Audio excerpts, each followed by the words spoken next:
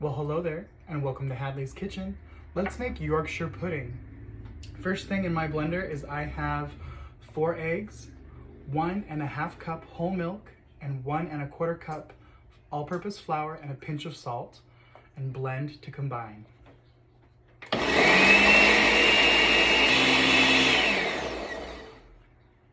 Once that's nice and combined, let it sit for 30 minutes on the counter or longer in the fridge.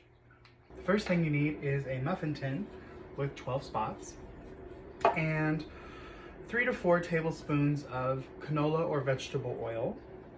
And all I'm going to do is douse the inside with oil of every single one and put this into my oven at 425 degrees until it is blazing hot. All right, we got to work fast. While these are still blazing hot, you want to film 3/4 of the way with batter.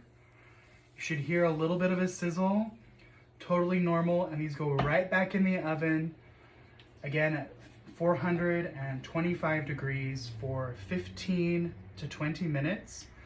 Do not open the oven as they could collapse, but I'm trying to hurry. Get these back in there.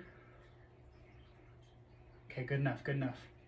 All right, let's see. Oh my God, you guys, look at these.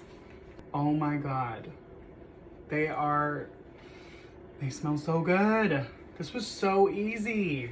Why haven't I been making these this whole time? By the way, the recipe is not mine, it's from Gordon Ramsay. Gordon, shout out to you. Wow. This one's calling my name. It's very hot. So they're kind of hollow in the middle, almost like a cream puff without the cream.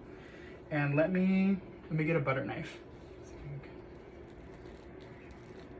Ooh, does not look good. You guys can't see the steam as well.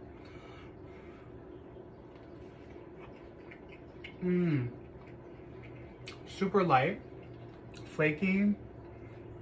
Well, not flaky, more like an egg dough. Yeah, it's kind of eggy, and I love it.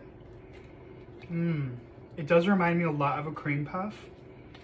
This would be really good with gravy, a meatloaf, anything.